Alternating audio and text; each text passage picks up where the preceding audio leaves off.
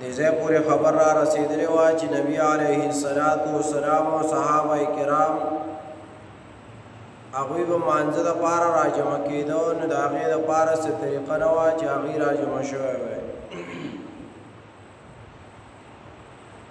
صحابه کرام راجمع شو، چا مشوره ورکوله چې اور ببلو، د اور د بلولو په ذریعه باندې به ملګري راجمع کېږي، نو د لمونځ د جمع به کوو. چا وی چې هغه بیګل به غږو، نو د بیګل د غږولو سره به ملګري راجمع کېږي چې د جمع ټیم ورته معلوم وي چې جمع به کوو. چا وی چې هغه بل یو څیزو هغه به غږو او د هغې سره به ملګري راجمع کېږي او د هغې د وجې نه به چې دی نو لمونځ کوو. دې ټولو باندې نبی علیه السلام رد وکړو چې دا د نورو قومونو سره مشابهت دی، یا د یهودو سره یا د نصاراو سره یا چې دی نو د مجوسو سره د هغې سره مشابهت دی، د هغې د وجې نه دا کار مونږ نه کوو. نبی علیه السلام صحابه کرام رخصت کړو چې تاسو لاړ شئ سبا دپاره او بیا مشورې ته راجمع کېږو، تاسو د شپې څه سوچ فکر وکړئ، سبا به بیا مشورې ته راجمع کېږو چې مشوره کې د ملګرو په څه باندې مشوره راغله، نو په هغې باندې به ملګري د مانځه دپاره راجمع کړو. دغې شپه باندې صحابه کرام ټول فکرمند دي. یو صحابي دی عبدالله ابن زید ابن عبد ربه رضی الله تعالی عنه، هغه ډېر فکرمند دی دې باره کې چې د لمونځ د راجمع کولو دپاره څه طریقه وکړو چې دا ملګري ټول د جمع مانځه ته په یو ټیم راجمع کېږي. دې سوچ کې دی دا عبدالله ابن زید ابن عبد ربه وی زه د شپې ودیم خوب یې نه وه، خوب کې یو سړی را روان دی، د هغه سره هغه ناقوس هم دی او دا بوق ورسره هم دی، دا باجي دي ورسره، بیګل دی ورسره. ما ته باندې اواز وکړو چې هلکه ودرېږه، بیا هغه ما ته وایي چې څه دي، نو ما ورته خبره وکړه چې زمونږ دا ملګري صحابه کرام او نبي علیه السلام مونږ دې دپاره مشوره کوو چې دا ملګري څه طریقه باندې مانځه ته د ټیم راجمع کړو چې جمع وکړو. نو داسې کار به وکړم ستا نه دا ناقوس اخلم یا دا بیګل ستا نه علم چې دا مونږ وخونو زمونږ ملګري په دې باندې مانځه ته راجمع کېږي. نو دغه کس ورته جواب کې وایي یو خوښه دې نه ده چې د دې په ځای باندې ته داسې څه کلمات وښیم او هغه کلمات تاسو وایئ، نو هغه به د دې نه ښایي چې دا کسان مانځه طرف ته راجمع شي. دغه کس ورته وایي دا څوک چې دا بیګلې خرڅوي دا باجې خرڅوي. دا عبدالله ابن زید ابن عبد ربه وی چې دې کس ماته وی چې داسې کار وکړه چې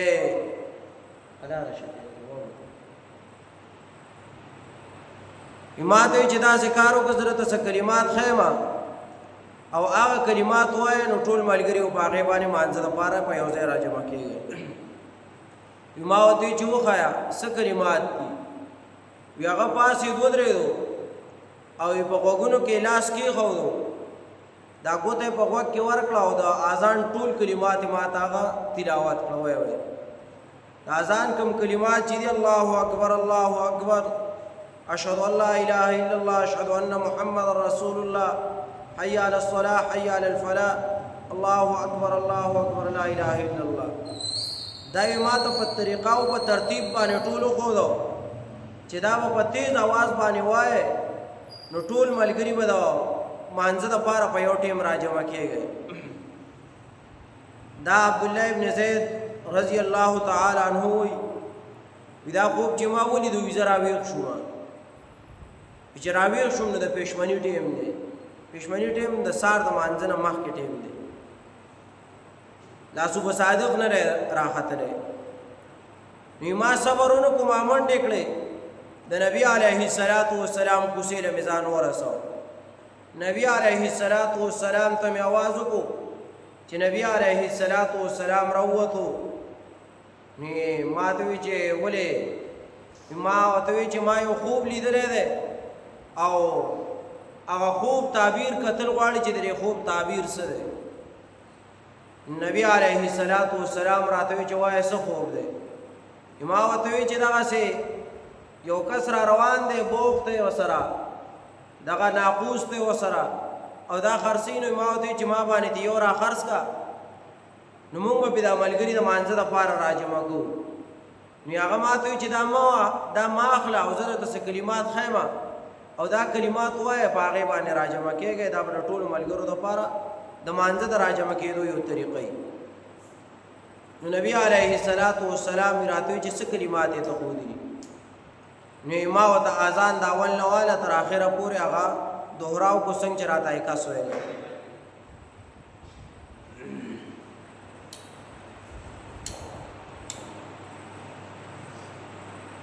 نو په هغې طریقه باندې ورته ما هغه اذان ووی.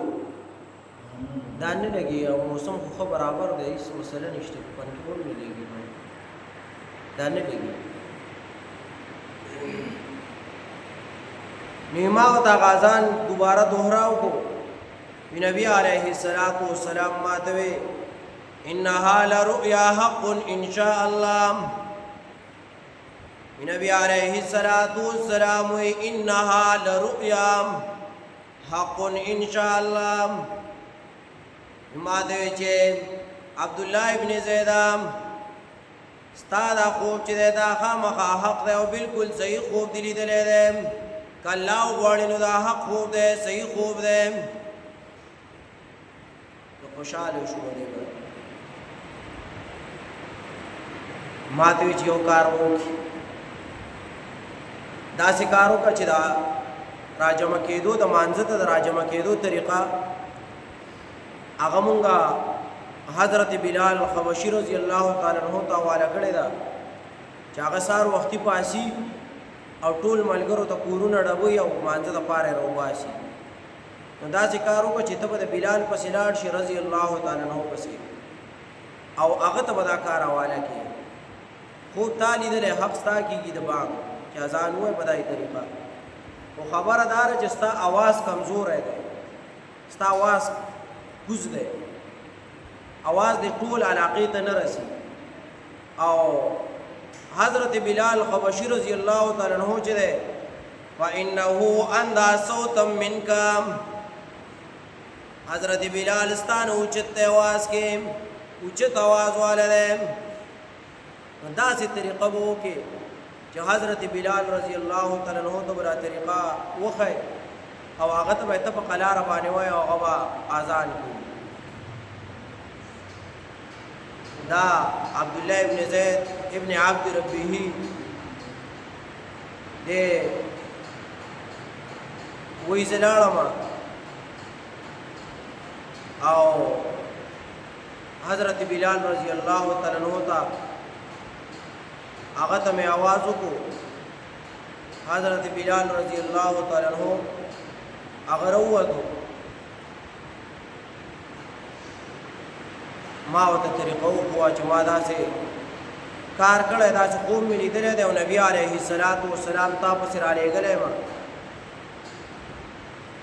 او تا ته یو کار حواله کوي. حضرت بلال رضی الله تعالی عنہ راته وایي چې څه دي. ما ورته وایي چې نبي علیه السلام دې دپاره راولېږلم چې تا ته د اذان دا طریقه وښیم او د الفاظ تا ته یاد کړم او ته ټول صحابه کرامو ته اعلان کوي او اذان کوي چې هغوی د مانځه دپاره راجمع کېږي. دا عبدالله ابن زید ابن عبد ربه رضی الله تعالی عنہ وایي ما بلال رضی الله تعالی عنہ ته طریقه وښوده او هغه ته مې چې قبلې ته مخ کا او په غوږونو کې ګوته کېږده. مې هغه قبلې ته مخ په غوږونو کې ګوتې کېښودې. ما به ورته د چا نه په قلاره باندې د اذان ټکي ښودل چې الله اکبر الله اکبر. او حضرت بلال حبشي رضی الله تعالی عنہ هغه به په چغه باندې اذان کو. بسار وختي دی چې څنګه ټیم داخل شو اولنی اذان دی چې هغه کېږي او هغه ښودلی شوی دی، هغه مقرر شوی دی. نو چې څنګه بلال حبشي رضی الله تعالی عنہ په اوچت ځای باندې ولاړ دی او چې څنګه د الله اکبر نارې کړې نو په دې علاقه کې داسې یو اواز خور شو یو گونج خور شو او خلک په دې باندې را بیدار شو چې څه چل شوی دی دا خو سنوي کلمات مونږ واورېدو دا خو سنوي خبره ده دا مونږ د نن نه مخکې چېرته نه ده اورېدلې ټول صحابه کرام راجمع شو چې داسې دي نبی علیه السلام ورته وی چې د نن نه پس به حضرت بلال حبشي رضی الله تعالی عنہ اذان کوي پنځه ټیمه د مانځه دپاره او تاسو په هغې باندې راجمع کېږئ او د دې دپاره مؤذن حضرت بلال رضی الله تعالی عنہ مقرر شو او هغه ته وی چې ته په اوچت اواز باندې هغه اذان کوي څنګه چې دا اذان شروع شو اذان په ختمېدو دی عمر فاروق رضی الله تعالی عنہ لنګ والی دی لنګ پسې په لاره راښکلی کېږي او رامنډې وي د نبي علیه السلام خواله ځان راورسو مسجد نبوي ته د الله رسوله څه نوې خبره مې واورېده څه نوې طریقه مې ولیده داسې چل شوی دی خو دا تاسو چې کوم الفاظ راجمع کړي دي او کوم الفاظ ویلی شو چې حضرت بلال حبشي رضی الله تعالی عنہ ویلی دي نو دا الفاظ بیګا ماته یو کس په خوب کې راغلی او هغه ماته ویلی دي عمر ابن الخطاب رضی الله تعالی عنہ وی دا کوم خبره چې وشو دا کوم اذان وشو دا کوم کلمات ولوستلی شو نو دا کلمات بیګا ماته په خوب کې یو کس راغلی دی او ماته یې لوستي دي ما دې تپوس کړی دی ما ورته وی چې مونږ مانځه دپاره راجمع کېږو څه طریقه وکړو ما ته په خوب کې دا ویلي چې دا کلمات وایه او په الله باندې قسم وکړو الله شاهد کو چې دا بیګا ماته یو کس ویلي نبی علیه السلام عمر فاروق ته وی رضی الله تعالی عنہ تا چې خوب لیدلی دی نو دا هم تا ته ملایک راغلي فرشته درته راغلی دی عبدالله ابن زید ابن عبد ربه هغه چې کوم خوب لیدلی دی دا کس راغلی چې بیګل خرڅوي دا هم فرشته وه راغلې وه او د ته د آزاد طریقه ښودلې ده نو عمر فاروق رضی الله تعالی عنہ هم په هغې باندې شهیدي وکړه ګواهي وکړه چې ما داسې خوب لیدلی دی د هغې ټیم نه اذان شروع شو پنځه ټیمه به اذان کېدو صحابه کرام او نبي علیه السلام هغوی به مانځه دپاره راجمع کېدو خو چې مانځه دپاره به راجمع شو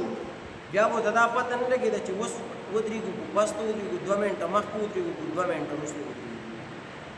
او څه پته به لګي چې مانځه ته کسان پاڅېده ودرېده نو چې دا کم فرشته راغلي وو او دې صحابه کرامو ته دا ویلي وو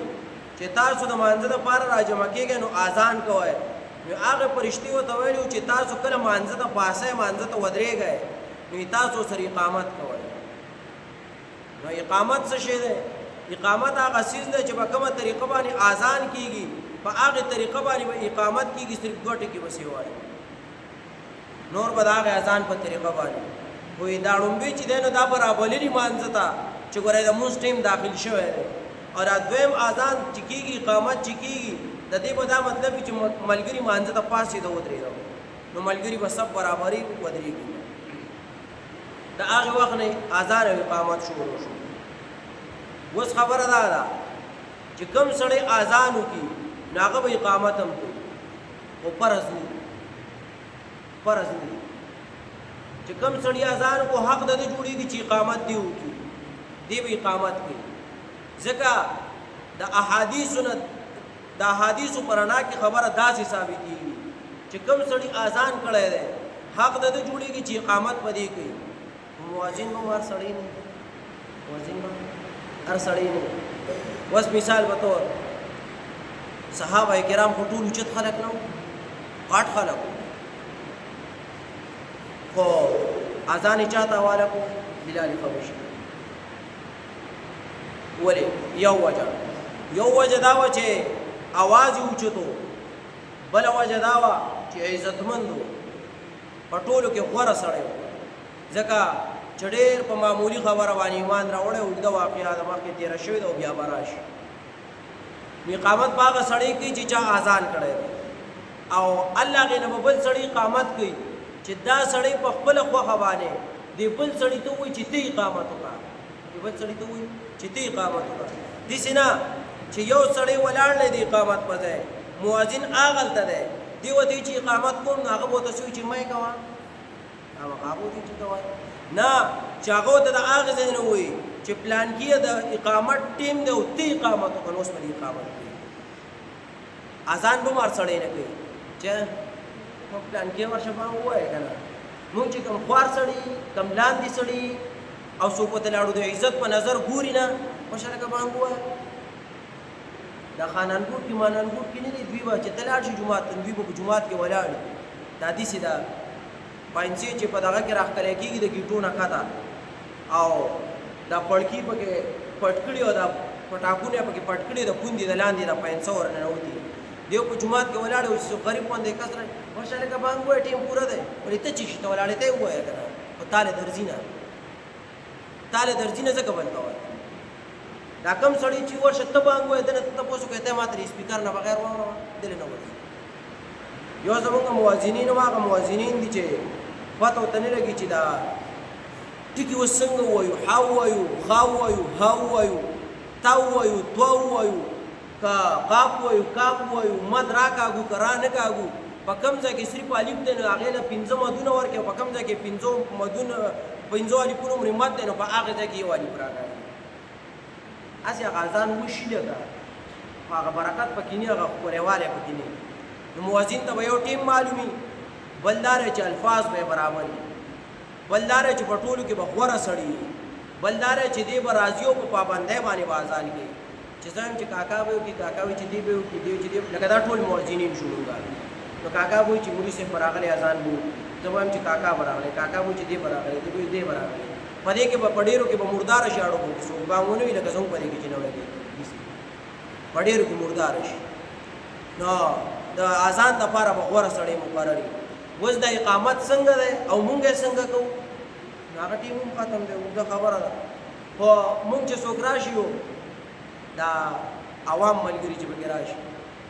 نو هغوی څه چلو کوي، هغوی قد قامت الصلاة، قد قامت الصلاة، څوک پکې قد قامت الصلاة، قد قامت الصلاة، او داسې چې پکې راشي نو هغه د دال په ځای باندې بلکل طی کړي قد قامت الصلاة، قد قامت الصلاة. اورم زه خو دلته ولاړ یم، نو ما پسې خو ډېر شی کوي که نه، دا ټول پکې ویلی کوي.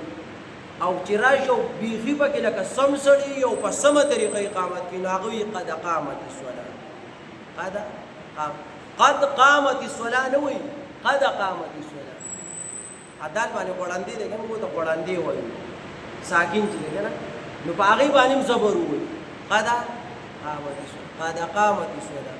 نو چې دې چې قاري غونده کې ټایپ راشي او لکه ښه غونده کې او غوړ زیړ او برابر وي، نو هغه وایي قد قامت الصلاة، قد قامت الصلاة. نو اوس هلکه تا ته دا پته نه لګي، تا چې په دې تجوید کې څه لیدلي که نه، چې تا ته ویلي چې کله کچه تا راغلې که نه، دا وړه تا چې ده نو دا په ها ساکنې سره بدلېږي. دا قانون تا اورېدلی که نه دی اورېدلی، نو هغه په هغې تا باندې هلته غوړندي ووایي د خپل ډېر تجوید د زور د وجې نه، حالانکې دا غلط دی. دا کوم اقامتونه چې کېږي دا ټول خطا دي. اوس څوک وایي چې مونږ اقامت کوو، زده کوي، ځان یې د یو ښه قاري سره رابطه وکړي او لږ پیس دې وله مقرر کړي، هغه دې وله ورکړي او زه دې یو ګنټه ټیم دې وباسي، د اذان دې مې زده کړي او د اقامت دې مې زده کړي. زموږ د ټولو غلط دی سره زما. الله یې عمل کولو